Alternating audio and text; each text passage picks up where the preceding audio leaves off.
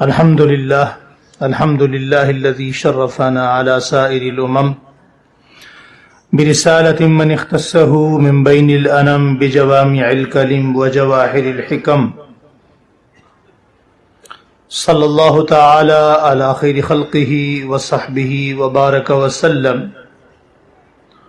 ما نطق اللسان بمدحه ونسخ القلم عما بعد اعوذ باللہ من الشیطان الرجیم بسم اللہ الرحمن الرحیم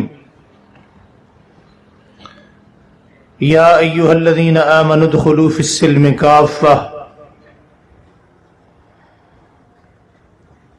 آمنت باللہ صدق اللہ خالقنا العظیم وصدق رسولہ النبی الکریم ونحن على ذلك لمن الشاہدین والشاکرین والحمد للہ رب العالمین۔ انتہائی محبت ذوق شوق کے ساتھ عبادت کی نیت سے درود پاک کی تلاوت فرما لیں۔ اللہم صلی علی محمد وعلی آل محمد کما صلیت علی ابراہیم وعلی آل ابراہیم انکا حمید مجید۔ اللہم بارک علی محمد وعلی آل محمد کما بارکت علی ابراہیم وعلی آل ابراہیم انکا حمید مجید۔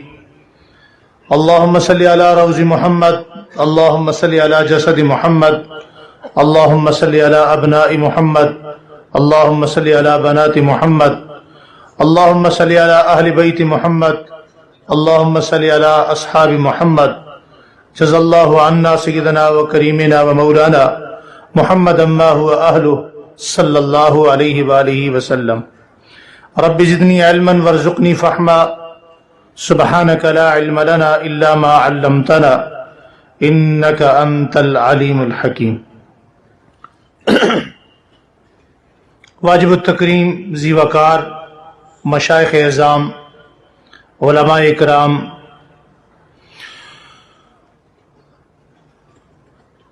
تصوف و سلوک سے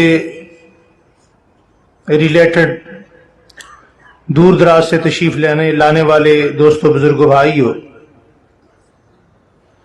میں یہاں ایک حاضری کی نیت سے، اپنی اصلاح کی نیت سے حاضر ہوا ہوں۔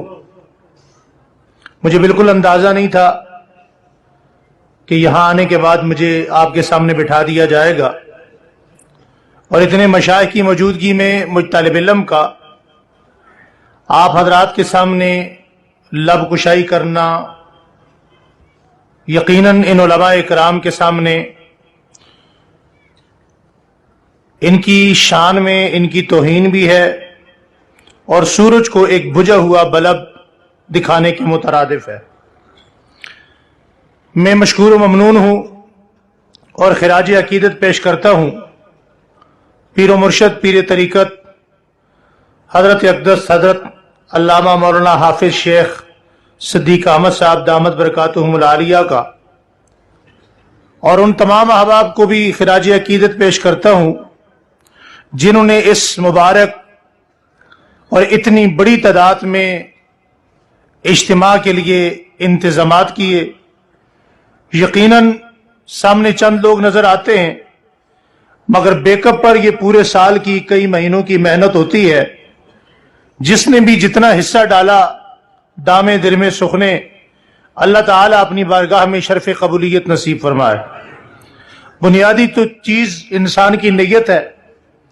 نیت جتنی اعلیٰ اور معیاری ہوگی اتنا ہی عمل اللہ جل شانہ کی بارگاہ میں مقبول ہوگا، اور نیت کے بغیر عمل جتنا ہی بڑا ہو، جتنا ہی اعلیٰ ہو، جتنا ہی خوبصورت ہو، نیت ٹھیک نہ ہو تو وہ عمل اتنا ہی زیادہ اللہ کے ہاں مردود ہوگا۔ مجھے پشتو نہیں آتی، اور آپ یقیناً اردو جانتے ہیں جی، ماشاءاللہ۔ میں انتہائی مختصر وقت میں چند باتیں آپ حضرات کے گوش گزار کر کے، بلکہ حکم کی تعمیل کر کے مائک اپنے بزرگوں کے سپرد کروں گا۔ اور میں ایک مرتبہ پھر یہ عرض کر رہا ہوں کہ ہم سیالکوٹ سے سننے کی نیت سے حاضر ہوئے ہیں، باقی بزرگوں کا حکم ہے چند باتیں جو سبق خانقاہ سے بزرگوں سے حضرت سے سیکھا ہے وہ آپ کو سنانے کی کوشش کرتے ہیں۔ مسلمان کی زندگی میں دو چیزیں ہوتی ہیں. پہلی چیز مسلمان کی زندگی میں یہ ہوتی ہے کہ مسلمان اپنی جان کا مالک اپنی ذات کو نہیں، اپنے رب کے احکامات کو سمجھتا ہے. اور پھر ہمارے ہاں جس طرح چند چیزوں کا نام دین رکھ لیا گیا ہے، اور بہت سارے دین کو اگرچہ ہم قولی طور پر نہیں مگر فعلی طور پر اس پر عمل پیرا نہیں ہے، یا فعلی طور پر اس کے ہم انکاری ہیں.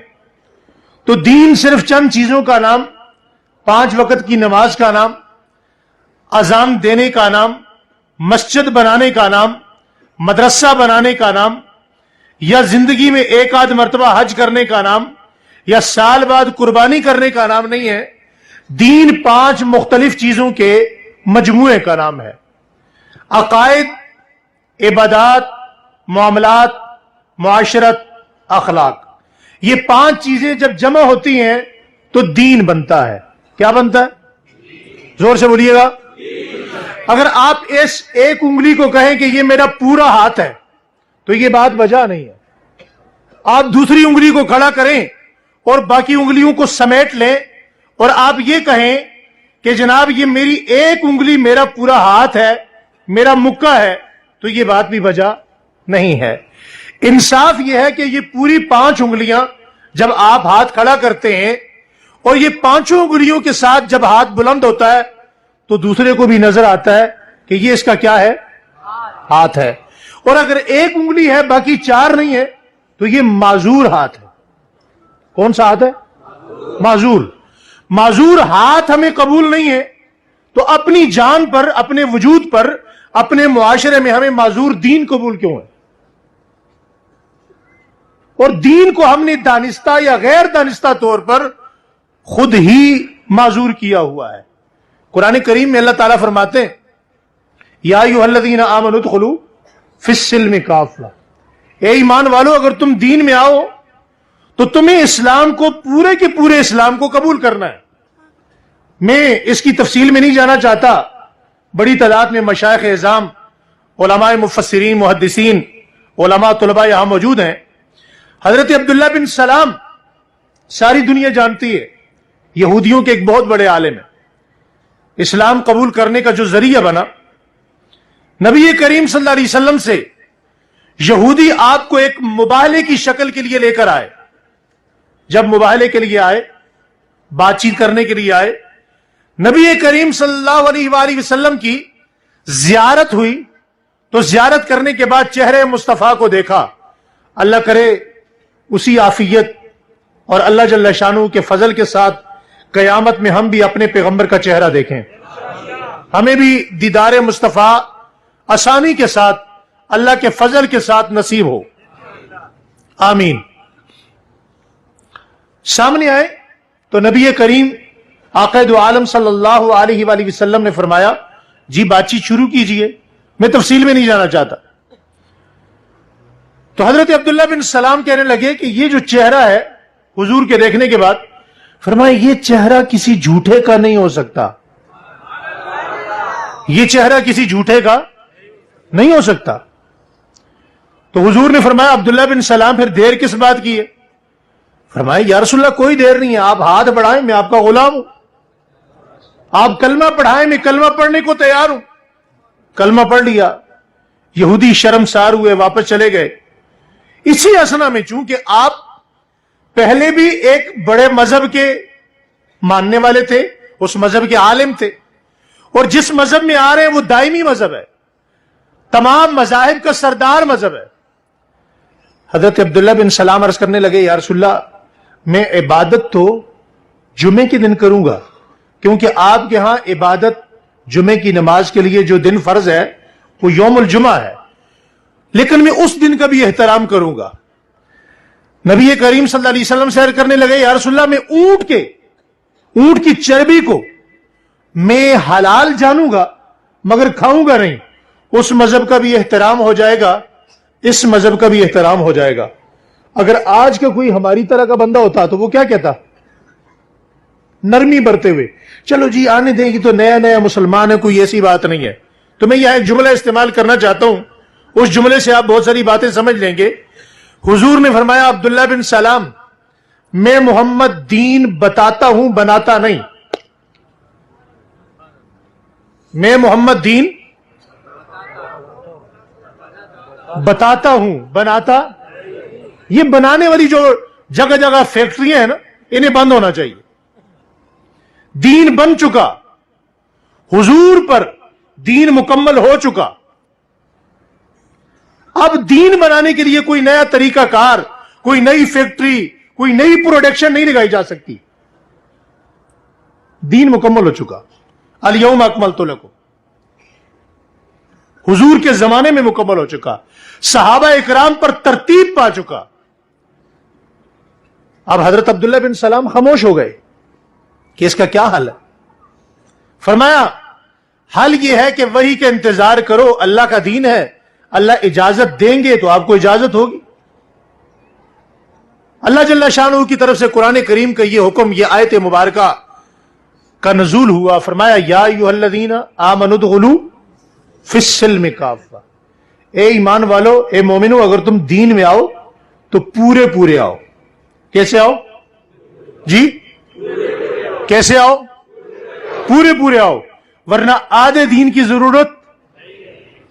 آپ جانتے ہیں مکہ فتح ہوا, مکہ کے بعد حنین فتح ہوا, اور طائف والوں کا 17 دن تک محاصرہ کیا, مگر طائف فتح نہیں ہوا. تو طائف والے اپنے سردار کی قیادت میں چل کر خود مدینہ آئے. آقا دو عالم صلی اللہ علیہ وسلم کی خدمت میں پیغام بھیجا کہ یا رسول اللہ, ہم آپ کا مذہب, آپ کا اسلام قبول کرنا چاہتے ہیں, ہم تسلیم ہونا چاہتے ہیں, متی ہونا چاہتے ہیں, مگر ہماری کچھ شرائط ہیں. بتائیے شرائط کیا ہے؟ عرض کیجیے آپ ہمارے سود پر پابندی نہیں لگائیں گے, سود پر پابندی نہیں لگائیں گے.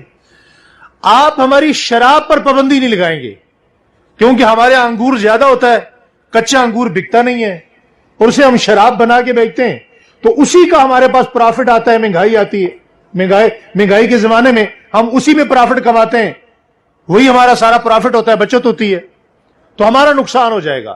آپ ہمیں نقصان سے بچائیں. تیسری بات, اب ہمیں نماز کا پابند نہیں کریں گے. چوتھی بات, آپ ہمارے زنا پر پابندی نہیں لگائیں گے, کیونکہ وہ اسفار کرتے ہیں, دور دراز جاتے ہیں. یہ 4 شرائط لکھی ہیں. آپ سیرت کی کسی بھی کتاب کو اٹھائیں, بنو ثقیف کے اس واقعہ کو آپ دیکھیں, وہ تفصیل کے ساتھ 2-3-4 صفحات میں آپ کو یہ ملے گا. تاریخ گواہ ہے, سیرت کی تمام کتب گواہ ہیں. آقا دو عالم صلی اللہ علیہ وآلہ وسلم نے کیا ان کی ان شرائط کو تسلیم کیا؟ جی بولیے, تسلیم کیا؟ یکسر مسترد کر دیا. فرمایا بھائی ان سے کہو کہ بغیر کسی شرط کے اسلام میں داخل ہونا ہے تو دروازہ کھلا ہے, ورنہ اسلام میں شرائط کے ساتھ کسی کو داخلے کی اجازت, شرائط کے ساتھ کسی کو داخلے کی اجازت, ورنہ ہوتا کیا, طائف میں دین کچھ اور ہوتا, مکہ میں کچھ اور ہوتا. اور پھر آج کیا ہوتا, طائف کا اور مکہ کا 60 کلومیٹر کا فاصلہ ہے, آپ کے پھر 4 سدہ کا دین اور ہوتا, مردان کا اور ہوتا. ایسی ہے. تو اس دروازے کو آقا دو عالم صلی اللہ علیہ وآلہ وسلم نے اپنی زندگی میں بند کر دیا. اور بند کر کے کیا فرمایا, تمہیں بغیر کسی شرط کے دین قبول کرنا ہے. اب دین قبول کر لیا. دین قبول کرنے کے بعد دین کے کتنے ایک شعبہ جات ایسے ہیں حضرات علماء کرام, حضرات دوستوں, میرے بھائیوں, نوجوان ساتھیوں, کتنے ایک شعبہ جات ایسے ہیں جو آج آپ کے میرے وجود پر زندہ ہیں. کیا یہ سارے معاملات میں گڑبڑ کرنے والے کافر ہیں؟ کیا سارے بد اخلاق کافر ہیں؟ کیا نظام معاشرت کا, اسلامی تہذیب و تمدن کا بگاڑ پیدا کرنے والے, داڑیاں مونڈنے والے, کاٹنے والے, اسلامی لباس کا بیڑا غرق کرنے والے, کیا یہ سارے غیر مسلم ہیں؟ چند چیزوں کا نام دین نہیں ہے. دین 5 چیزوں کا نام ہے. کتنی چیزوں کا؟ زور سے 5 چیزوں کا نام. میرے ساتھ مل کر بولیں گے تو یاد ہو جائیں گے.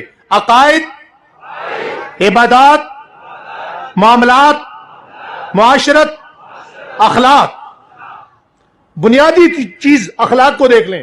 اخلاق کہاں ہے آج؟ عقائد عالم صلی اللہ علیہ وآلہ وسلم سے سوال ہوا. صحابی رسول نے عرض کیا یا رسول اللہ دین کب مکمل ہوگا؟ فرمایا جب تمہارے اخلاق مکمل ہو جائیں. کیا مکمل ہو جائیں؟ تھوڑا سا بولیے گا. جب تمہارے اخلاق مکمل ہو جائیں. دوسرا سوال کیا یا رسول اللہ اخلاق کب مکمل ہوں گے؟ فرمایا جب تمہارے اندر سے غصہ ختم ہو جائے. کیا ختم ہو جائے؟ یہ کتنا بڑا اجتماع ہے، ہزاروں لوگ بیٹھے ہیں. میرے خیال میں اگر چھانٹی کریں گے تو 2-4 بندے نکلیں گے جن میں غصہ نہیں ہوگا. اور غصہ بھی بھیجا، یہ نہیں کہ وہ دین کے نام پہ غصہ آ رہا ہے. ایک وہ غصہ ہے جو دین کے لیے. بیٹے نے نماز نہیں پڑھی، بجا غصہ ہے، آنا چاہیے. بیٹا غلط کام کر رہا ہے، بجا غصہ ہے، آنا چاہیے. خلاف شرع کام کر رہا ہے، بجا غصہ ہے، آنا چاہیے. وہاں نہیں آتا، بیجا غصہ. کتنے لوگ ہیں غصے سے بھرے ہوئے، اور اخلاق والے کا تعلق غصے سے ہے ہی نہیں. کتنے لوگ ہیں ہمارے نظام معاشرت میں جو ہم سے راضی ہیں، ہماری زبان سے راضی ہیں. یہ ہمارے اخلاقی معاملات اس حد تک بگڑے ہوئے ہیں کہ ہماری زبان سے کوئی محفوظ. دیکھیے میں یہ سمجھتا ہوں کہ یہ اجتماع عام جلسہ گاہ کی طرح جلسہ نہیں ہے. یہاں ہر کوئی میری طرح اپنی اصلاح کے لیے آیا ہے. کس کے لیے؟ زور سے بولیے. اور اصلاح کا اصول سمجھیے. دنیا میں جب تک ہم اصلاح کی بات کرتے کرتے کرتے کرتے بوڑھے ہو جائیں گے، قبروں میں اتر جائیں گے، اور ہماری نیت کیا ہوتی ہے؟ اصلاح کرنی ہے مگر دوسرے سے، کبھی اصلاح نہیں ہوگی. اصلاح اسی وقت ہوگی جب ہم اپنی ذات سے اصلاح شروع کریں گے. کس سے شروع کریں گے؟ ذرا بولیے، اصلاح کہاں سے شروع کرنی ہے؟ ساری دنیا میں آج اجتماعات بھی ہو رہے ہیں، آپ دیکھتے ہیں پروگرامات بھی ہوتے ہیں، بڑی اصلاح کی بنیاد پہ کتابیں بھی ہیں، تعلیم بھی عام ہے، انفارمیشن بھی ہے، کالج بھی ہیں، یونیورسٹیاں بھی ہیں، علم بھی ہے، پڑھانے والے بھی ہیں. دنیا بھری ہوئی ہے. کیا کرنا چاہتے ہیں؟ اصلاح کرنا چاہتے ہیں. میرا سوال ہے، پوری دنیا کی اصلاح چاہتی ہے، یہ اصلاح ہوتی کیوں نہیں؟ یہ اس لیے نہیں ہوتی کہ ہم جب بھی اصلاح کی بات کرتے ہیں تو اصلاح کہاں سے شروع کرنا چاہتے ہیں؟ جی دوسرے سے. کبھی نہیں ہوگی، قیامت تک نہیں ہوگی. اصلاح اسی دن ہوگی جب اصلاح کہاں سے شروع کریں گے؟ جی بولیے کس کی ذات سے؟ اپنی ذات سے. اصلاح سے مقصود مولانا نہیں ہے، میں ہوں. اصلاح کی ضرورت ان کو نہیں ہے، مجھے. جب میں اپنی ذات سے اصلاح کی ابتدا کروں گا تو جتنے حضرات یہاں بیٹھے ہیں، میں علماء کی بات نہیں کر رہا، یہ تو ہمارے سروں کا تاج ہے، ان کے جوتوں میں آنے والی خاک پا ہماری آنکھوں کا سرما ہے. ہم جتنے حضرات مجمع میں بیٹھے ہیں، اگر ہم اپنی اصلاح کا علم لے کر، ارادہ لے کر، مضبوط نیت لے کر آج یہاں سے چلے جائیں تو ایمانداری سے بتائیے گا کتنے معاشرے کی اصلاح ہو جائے گی؟ جی کتنے ایک معاشرہ ٹھیک ہو جائے گا؟ میں اگر ایک فرد اپنے گھر میں ٹھیک ہو جاؤں تو میرا پورا گھر ٹھیک ہو جائے گا. میں اپنے گھر میں غصہ چھوڑ دوں، اچھی میٹھی زبان اختیار کر لوں، میرے پڑوسی مجھ سے متاثر ہوں گے نہیں ہوں گے؟ غصے پہ بات آئی تو ایک حدیث سناتا جاؤں، بہت خوبصورت فرمان علی شان ہے. ویسے تو میرے آقا کا ہر فرمان بڑا پیارا ہے، لیکن فرمایا من یحرم الرفق یحرم الخیر کلہ. آج آپ اس اجتماع میں آئے کس لیے؟ کہ اصلاح کی خیر میری جھولی میں آ جائے. کس میں آ جائے؟ میری جھولی میں اصلاح کی خیر آ جائے. اور حضور نے کیا فرمایا؟ میں یحرم الرفق یحرم الخیر کلہ. جو شخص نرم زبان سے نرم دل سے محروم رہا وہ کائنات کی ہر خیر اور بھلائی سے محروم رہا. تو سارے احباب نیت کرتے ہیں آج کے بعد میٹھی زبان استعمال کریں گے, دل کا نرم رکھیں گے, کریں گے انشاءاللہ. زور سے انشاءاللہ کہہ دیں, عمل کی نیت سے انشاءاللہ بولیں. اور اپنے سے بڑوں کو نہیں, چھوٹوں کو دیکھیں. دین میں بڑوں کو, دنیا میں چھوٹوں کو. آج ہمارے ہاں اخلاق کا مزاج بھی بڑا عجیب ہو چکا ہے کہ اخلاق کا پیرایا بھی ہم اس کے ساتھ طے کرتے ہیں جو بڑا پیسے والا ہوتا ہے, 3 ڈبے والا ہوتا ہے, بنگلے والا ہوتا ہے, کوٹھی والا ہوتا ہے, اس کے ساتھ ہمارے اخلاق اچھے ہوتے ہیں. غریب کے ساتھ ہمارے اخلاق کہاں ہوتے ہیں؟ کیا غریب کو ہم گلے لگاتے ہیں؟ کون ہے اپنے محلے میں غریب کو گلے لگاتا ہے؟ اپنے دوستوں میں ہم نے غریب کو کب اپنا دوست بنایا ہے؟ میرے ایک دوست ہے مولوی صاحب, وہ غریب ہے, میں انہیں پوچھتا ہی نہیں. اس کا مطلب یہ ہے کہ اخلاق کا پیرایا ہم نے خود طے کر رکھا ہے. دوستو ہمیں پلٹ کر واپس اگر ہم بننا چاہتے ہیں, مسلمان بننا چاہتے ہیں, ایمان پر آنا چاہتے ہیں, تو ہمیں پلٹ کر 1400 سال پہلے جماعت اصحاب پیغمبر کے قدموں کے پیچھے آنا پڑے,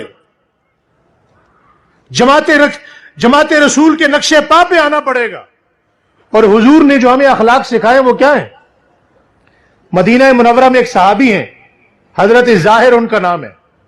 بوڑھے بھی ہیں, رنگ کے کالے بھی ہیں, غریب بھی ہیں, اور ان کی بیوی ان کو گھر میں آٹے کی چھوٹی چھوٹی چیزیں بنا کر دیتی ہے. وہ چھوٹی چھوٹی چیزیں مدینہ میں آ کر نیچے اپنی چادر بچھاتے ہیں, اس پہ رکھ کر ان کو بیچتے ہیں. آپ کو یاد ہوگا پرانے زمانے میں ہم لوگوں کی عادت ہوتی تھی جب ہم بچے ہوتے تھے, شاید آپ کے ہاں بھی ہوگا, کہ ہم ایک دوسرے کی آنکھوں پہ ہاتھ رکھ کے آواز بدل کر کہتے تھے بتاؤ بھائی میں کون ہوں. اب یہ راستے میں بیٹھے ہوئے اور نبی کریم آقا دو عالم فخر کائنات امام الانبیاء امام الرسل سید الاولین والآخرین, نبیوں کے نبی ہیں, رسولوں کے رسول ہیں, پچھلی طرف سے آئے اور آ کر اس صحابی حضرت ظاہر کی آنکھوں پہ ہاتھ رکھ دیے. سبحان اللہ کہتے. اور ہاتھ رکھنے کے بعد حضور نے اپنی آواز بدل کے فرمایا بتاؤ بھائی میں کون ہوں. غریب سے محبت دیکھیں, امام الانبیاء نبی کریم کی غریب سے محبت اور پیار دیکھیں, کتنا پیار ہے, کتنی خوبصورتی ہے, یہ اخلاق ہے. آواز بدل کے کہا بھائی بتاؤ میں کون ہوں. خوشی کے مارے یہ صحابی رو پڑے, آنکھوں سے آنسو نکلے, نبوت کے ہاتھوں سے مس ہوتے ہوئے داڑھی میں آ گئے. فرمایا یا رسول اللہ آپ نے اپنی آواز تو بدل دی ہے لیکن نبوت کی خوشبو نے بتا دیا ہے آپ کون ہیں. آپ کے ہاتھوں کی, آپ کی ذات کی خوشبو نے بتا دیا آپ کون ہیں. پھر آپ نے اس کا بازو پکڑا کھڑا کیا, کہا بھائی مجھ سے کوئی غلام خریدے گا, مجھ سے کوئی غلام خریدے گا. تو صحابی رو پڑے, فرمایا یا رسول اللہ میں تو بڑا غریب ہوں, میرے بدلے میں آپ کو کوئی 2 درہم بھی نہیں دے گا, میں تو بہت غریب ہوں. فرمایا اس وقت روئے زمین پر جتنے انسان ہیں اللہ جل شانہ کے نزدیک اگر سب سے زیادہ کوئی قیمتی انسان ہے تو وہ میرا یہ ظاہر صحابی ہے. پھر حضور کے پاس ایک صحابی آئے, پوچھا یا رسول اللہ اللہ کہاں ہوتا ہے.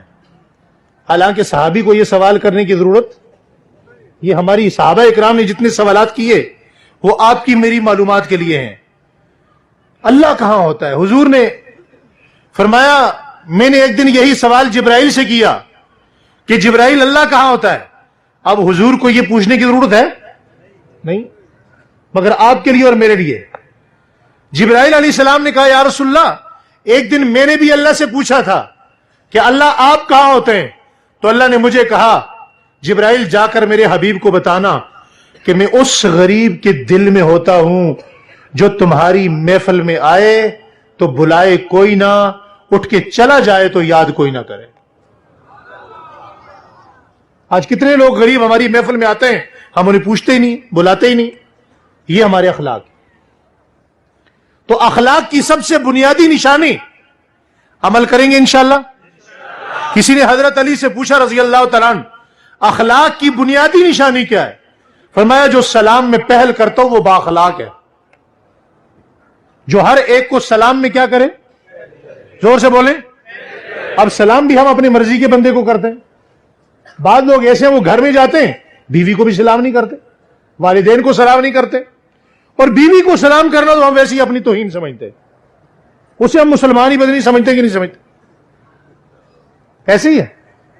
وہاں بدنی کون سی غیرت ہمیں آتی ہے؟ بھائی وہ مسلمان ہے اور وہ ہماری ملازم نہیں ہے. آقا دو عالم صلی اللہ علیہ وسلم کے اخلاق پر ذرا تھوڑا سا توجہ کیجئے. حضرت عائشہ فرماتی ہیں میں نے دیکھا کہ جھاڑو کی رات ہے، سردی ہے سردی، اور حضور اٹھے تو میں نے حضور کو اچانک دیکھا کہ آپ بغیر جوتوں کے، بغیر نالین کے، آپ ننگے پاؤں باہر نکل رہے ہیں. میں اٹھی، قربان جو اپنی امی جان سیدہ طیبہ طاہرہ حضرت امی عائشہ صدیقہ رضی اللہ تعالیٰ عنہ کی ذات پر، ان کے مقام پر، ان کی عظمت پر. فرمانے لگی میں اٹھی، میں نے جلدی سے نالین مصطفیٰ لے جا کر حضور کے سامنے رکھے اور میں نے عرض کیا یا رسول اللہ آپ ننگے پیر اٹھ کر باہر کیوں جا رہے ہیں؟ فرمایا عائشہ اس لیے جا رہا ہوں کہ کہیں میرے جوتوں کی آواز سے تمہاری نیند خراب نہ ہو جائے. اس نبی کے ماننے والے ہم کون کون نیت کرتے ہیں سلام میں پہل کریں گے انشاءاللہ؟ زور سے کہتے ہیں، سارا مجمع کہتے ہیں انشاءاللہ. اور صرف یہ نہیں کہ کوئی بڑا 3 ڈبے والا، بڑی گاڑی والا، بڑی کوٹھی والا نظر آئے تو اس کو سلام کرنے میں پہل کریں گے. غریب کو بھی کریں گے، ماں باپ کو کریں گے، رشتہ داروں کو کریں گے، اپنوں کو کریں گے، محلے والوں کو کریں گے، استادوں کو کریں گے، طلباء کو کریں گے، علماء کو کریں گے، شاگردوں کو کریں گے انشاءاللہ.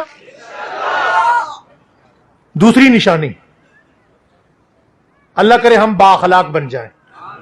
اللہ کرے اس اجتماع کے جو اثرات ہیں وہ 100% ہمیں نصیب ہو جائیں. بات لمبی اور یہ مختصر کر رہا ہوں. اخلاق کی دوسری اور سب سے بڑی نشانی، فرمایا جو بندہ با اخلاق ہوگا وہ معافی مانگنے میں پہل کرے گا. معافی مانگنے میں، بولے معافی مانگنے میں. یہ جملہ ذرا سخت ہے، یہ معاملہ بڑا سخت ہے. معافی مانگنے میں کیا کرے گا؟ پہل کرے گا. اور ہمارے یہاں مزاج الٹ ہو چکا ہے، شریعت کے خلاف ہو چکا ہے. آج ہمارا مزاج کیا ہے؟ دوسرا مجھ سے معافی مانگے. ہم معافی مانگنے کو تیار نہیں ہیں. ناراضگی ہو جاتی ہے، تلخی ہو جاتی ہے، لیکن ناراضگی کی شریعت میں کتنے دن کی اجازت ہے؟ اس کے بعد کیا کرنا ہے؟ جی صلح کرنا. ایک ہے صلح، ایک ہے صلہ رحمی. یہ صلہ رحمی کیا ہے؟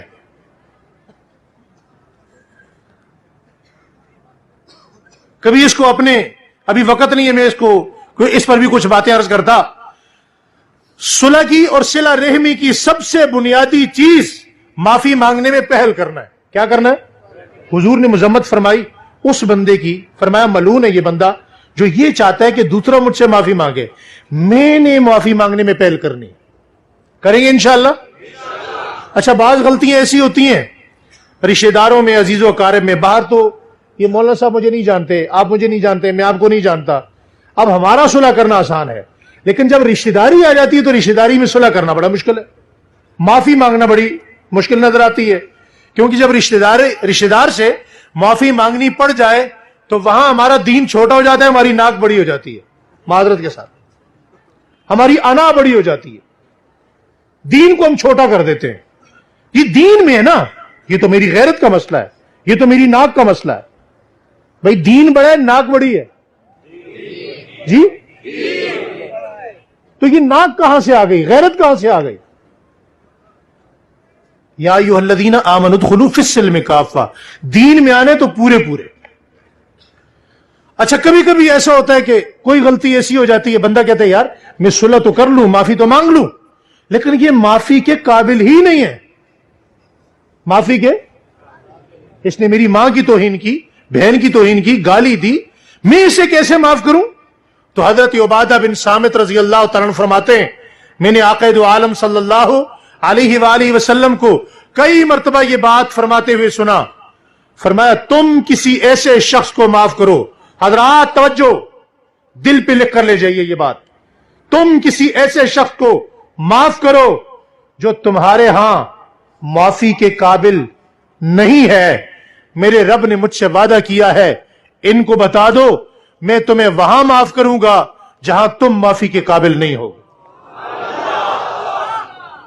जहां तुम माफी के काबिल नहीं होगे। और दूसरी चीज, मामलात में कोशिश करें, आजकल हमारे मामलात बहुत ज्यादा गड़बड़ है। अगर आप मामलात में देखेंगे ना, मामलात में, तो आजकल जो हज करने वाला हज पे जाता है, उम्रा करने वाला जाता है, उम्रा करके वापस आता है, वो सबसे पहले आकर क्या करता है, दुनिया में सबसे खालिस चीज जमजम है, वो जमजम में मिलावट करता है। आता कहां से? हज करके, उम्रा करके, तवाफ करके, तौबा करके। हम उससे दुआ मंगवाने जाते हैं, वो बोर का पानी मिला के पिला रहा होता है। मामलात हमारे इस हद तक बिगड़ चुके हैं कि हम सिर्फ नमाज के मुसलमान हैं, मस्जिद के मुसलमान हैं, अजान के मुसलमान हैं, बाजार में मुसलमान नहीं है। क्या मेरे बाजार में फ्रॉड करने वाले ये हिंदू सिख हैं? कपड़े में नाप तोल में कमी करने वाले, सूद, आज मेरे मुल्क का सबसे बड़ा और करंट इशू सूद है। कितने लोग हैं जो सूद के बगैर हैं? फरमाया एक लुकमा किसी के मुंह में, एक लुकमा, लुकमा तो शायद मैं ज्यादा कह रहा हूं, राई का दाना कहा गया। राई का दाना कितना छोटा होता है, अब पश्तो में उसकी मैं क्या मिसाल दूं? राई के दाने के बराबर भी अगर हराम का लुकमा पेट में गया तो आपकी कोई इबादत काबिल कबूल। हजरत फजल बिन अब्बास रजी अल्लाह तआला अन्हु फरमाते हैं, उस बंदे का नबियों और वालिदैन की दुआओं में कोई हिस्सा नहीं है जिसके पेट में हराम का लुकमा हो। और आज हम बैंक में भी चले जाएं तो बैंक वाले हमें काउंटर दिखाते हैं, क्या कहते हैं जी? कौन सा काउंटर है? इस्लामिक बैंकिंग का। किसका? जिनकी बुनियाद ही सूद पर है। हुजूर ने फरमाया, मैंने जालियत की तमाम कदरों को अपने पांव तले रौंद दिया। जिसको हुजूर ने पांव तले रौंदा है, हम उसे क्या कहते हैं? Islamic banking. हमारे कराची में मुफ्ती जरवरी साहब रहमतुल्लाह अलैह होते थे, उन्होंने बड़ा प्यारा जुमला कहा, इस्लामिक बैंकिंग का मतलब है पाक पखाना।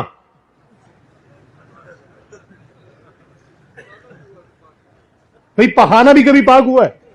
इसका मतलब यही है कि आप गटर में एक लाइन लगा दें और फिर उससे पाइप अपने घर में गुजार दें, कहें जी ये लाइन पाक है क्योंकि ये मेरे घर में आ रही है, ये मुनाफा मेरे जेब में आ रहा है। हराम हराम है। अब ये कैसे मुसलमान हैं हम कि हम कुत्ते को हराम समझते हैं, सूर को हराम समझते हैं, खिंजीर को हराम समझते हैं, मगर सूद को हराम नहीं समझते। नबी करीम जोर से जोर से जोर से सल्लल्लाहु अलैहि वसल्लम, आप जब खुतबा हुज्जतुल विदा के मौके पर खड़े हुए, आपने सबसे पहले अपने घर का सूद छोड़ा और 10,000 मिसकाल सोना आपने फरमाया, मैं जाहिलियत की कदरों को आज अपने पांव तले रौंद रहा हूं। और इब्तिदा दीन की दावत की, दूसरे के घर से नहीं। वह अनजिर अशीरतकल अकरबीन की तस्वीर दिखाई, अपने घर से शुरू की। और कैसे शुरू की? फरमाया, आज मैं सबसे पहले अपने घर से हजरत अब्बास का 10,000 मिसकाल सोना छोड़ता हूं, जो सूद है। सूद क्या है? सूद। अपने घर से। आपको पता है 10,000 मिसकाल कितना बनता है? 3,500 तोले सोना बनता है।